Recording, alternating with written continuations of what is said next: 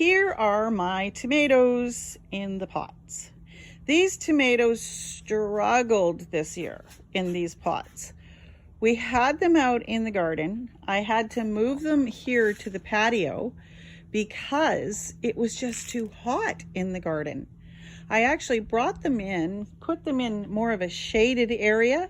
Now it was too hot because they're in pots. The black pots, when Rob took the temperature in the soil, it was like over 100 degrees Fahrenheit in the pot. It was basically cooking the tomatoes. All of my tomatoes that were coming all had blossom end rot. They weren't happening at all.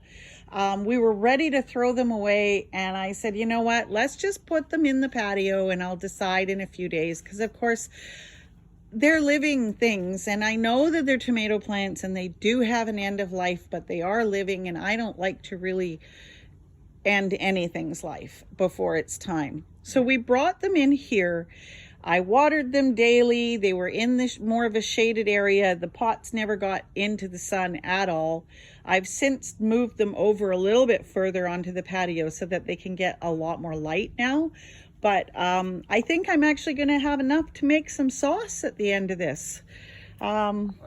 We did have a lot more plants, and I did show you a couple that had been broken off accidentally. Actually, Rob Rob fell down and hurt himself really bad, and that's how they got broken. But yeah, these are the same plants, and they've come a long way. My blossom end rot went away when I moved them, and I'll have some tomatoes to make some sauce out of. These are my Roma tomatoes. Just FYI, because the pots are black, the soil actually can get hotter, and when the soil gets, like Sandra said, 100, 110 degrees Fahrenheit, you actually kill off all your beneficial bacteria and all your mycorrhizal fungi that you were using to grow your tomatoes and all your other plants that are in pots. So when you're trying to grow organic, don't let your pot or your soil get too hot, or you've just defeated the whole purpose. So yeah, watch the temperature of your soil in the hot summer. And the mycorrhizal fungi and stuff that he just spoke about, those are the things that are in the soil that actually help your plant fight the diseases like blossom end rot and things like that.